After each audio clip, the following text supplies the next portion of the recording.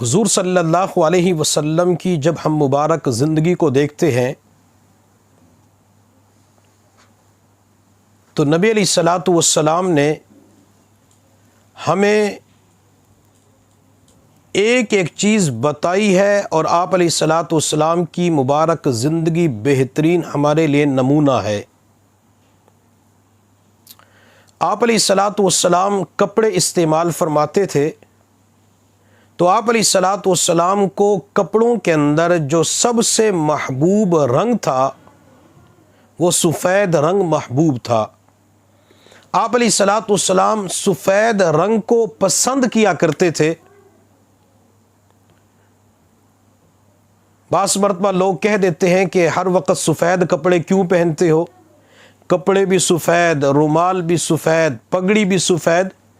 تو اس کی وجہ یہ ہے کہ یہ کلر، یہ رنگ نبی علیہ الصلاۃ والسلام کو محبوب تھا، اور احادیث کی کتابوں کے اندر لکھا ہوا ہے آپ علیہ الصلاۃ والسلام نے باقاعدہ حکم دیا کہ تم سفید کپڑے پہنا کرو، یہ پاکیزگی کا ذریعہ ہے۔ اور آپ علیہ الصلاۃ والسلام نے بھی فرمایا کہ تم سفید رنگ کے اندر اپنے مردوں کو کفن دیا کرو۔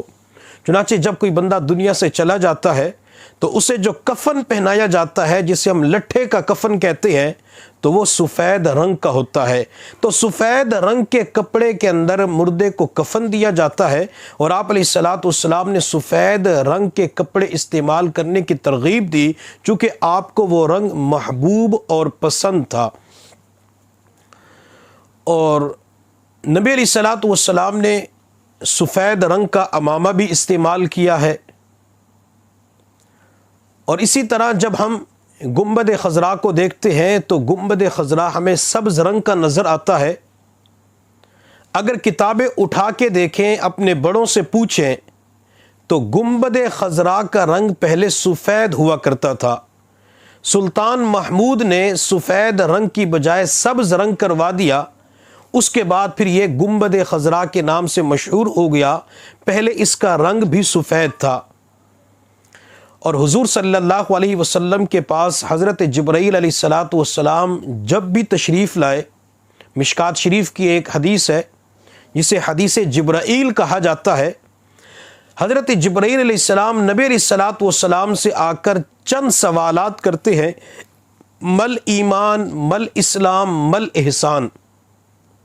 تو اس روایت کے اندر یہ لکھا ہوا ہے کہ حضرت جبرائیل علیہ السلام جو انسانی شکل میں آئے تھے، جبرائیل کے جسم پر سفید رنگ کے کپڑے تھے۔ جب بھی جبرائیل نبی علیہ الصلاۃ والسلام سے ملاقات کے لیے انسانی شکل کے اندر آتے تھے تو سفید کپڑوں کے اندر آتے تھے۔ تو سفید کپڑے آپ علیہ الصلاۃ والسلام کو محبوب ہے، بلکہ ایک روایت کے اندر تو یہاں تک آیا کہ جب کوئی بندہ سفید کپڑے پہنتا ہے، جب تک وہ سفید کپڑے انسانی جسم پہ رہتے ہیں، اس وقت تک وہ کپڑا انسان کی مغفرت کی دعا کرتا رہتا ہے۔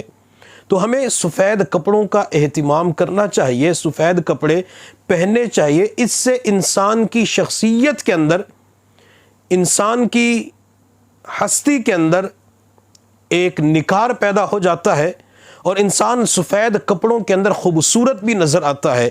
بلکہ ہم تو معاشرے کے اندر دیکھتے ہیں کہ لوگ سفید رنگ کو پسند کرتے ہیں۔ کمرے کے اندر جب رنگ کروانا ہوتا ہے تو اکثر لوگوں کو دیکھا گیا وہ سفید رنگ کرواتے ہیں۔ چھتوں کی طرف دیکھتے ہیں تو اکثر جو ہے وہ سفید رنگ کو چھتوں کے اوپر پسند کرتے ہیں۔ اور بلکہ ماہرین تو یہاں تک کہتے ہیں کہ جو بندہ سفید کپڑوں کا اہتمام کرتا ہے تو اس بندے کو غصہ بھی کم آتا ہے، اور وہ سلو پسند، امن پسند ہوتا ہے۔ اس بندے کی طبیعت کے اندر جھگڑے، اس بندے کی طبیعت کے اندر لڑائی کرنا، بے جا غصہ کرنا، یہ چیز نظر نہیں آتی۔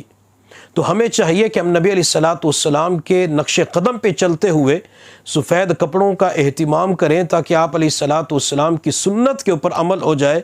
کسی کہنے والے نے کیا خوب کہا، اسلام کی تعریف جو پوچھے کوئی کیا ہے، اسلام کی تعریف جو پوچھے کوئی کیا ہے، کہہ دو میرے سرکار کے جینے کی ادا ہے۔ اسلام پورا کا پورا نبی علیہ الصلاۃ والسلام کی اداؤں کا نام ہے۔